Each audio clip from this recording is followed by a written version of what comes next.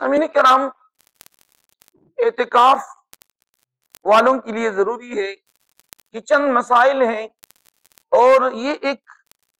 کلیہ ہیں۔ امام مالک رحمۃ اللہ تعالی نے فرماتے کہ ان هذه صناعتنا من المهد الى اللحد، کہ علم دین کی صنعت جولی سے لے کر یہ لحد تک ہے۔ تو لہذا نماز پنجگانہ ہو، نمازی جمعہ ہو، نمازی عیدین ہو، اعتکاف ہو، شادی ہو، تو ان تمام امور کے لیے تجارت ہو، کاروبار ہو، ان کی شروع کرنے سے پہلے ان کی مسائل جو ہیں کہ وہ کون سی مسائل ہے کہ جس کے ساتھ اعتکاف فاسد ہوتا ہے، وہ کون سی مسائل ہے کہ جس سے نماز فاسد ہوتی ہے، ان کا جاننا ضروری ہوتا ہے۔ تو اعتکاف کے لیے ہر وہ چیز جس سے روزہ فاسد ہوتا ہے اس سے اعتکاف بھی فاسد ہوتا ہے۔ یعنی اگر روزہ دار کا روزہ فاسد ہو گیا تو اس کے ساتھ ان کا اعتکاف بھی فاسد ہو گیا۔ نمبر 2، اعتکاف والے غیر ضروری، یعنی مسجد میں اور فنائے مسجد۔ فنائے مسجد کسے کہتے ہیں کہ جہاں پر امام صاحب کی رہائش گاہ ہے،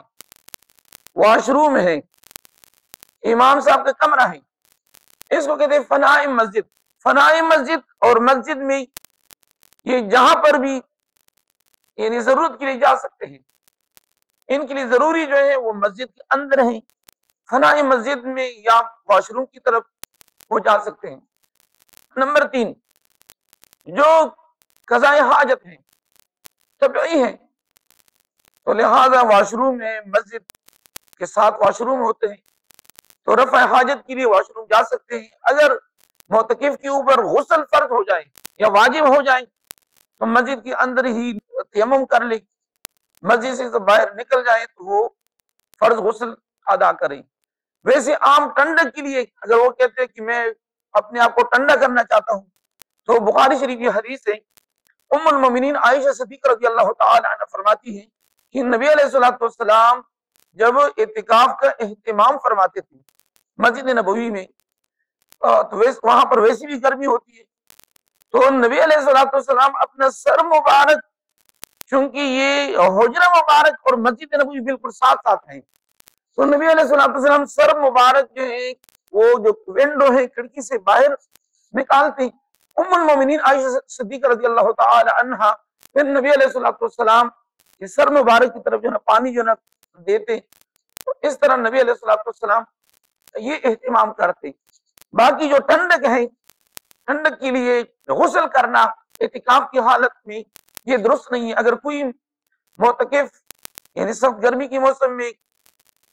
اپنے آپ کو ٹھنڈا کرنے کے لیے غسل کے لیے نکلتا ہے اور غسل کرتے تو اس سے بھی اعتکاف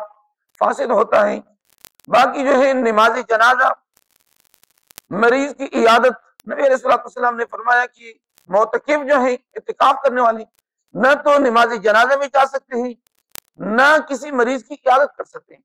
اگر مریض کی عیادت کے لیے جائے گا تو اعتکاف فاسد ہو جائے گا، اگر جنازے میں شرکت کرے گا تو اس سے بھی ان کا اعتکاف جو فاسد ہوگا۔ ہاں، جمعے کی نماز چونکہ جہاں پر وہ اعتکاف کر رہے ہیں وہاں پر صرف پنجگانہ نماز ہے، نماز جمعہ کے لیے وہ جا سکتے ہیں، لیکن شریعت نے کہا ہے کہ صرف جمعہ وہاں پہ ادا کریں، سنت کے لیے واپس آ جائیں۔ وما علیہ الا البلاغ۔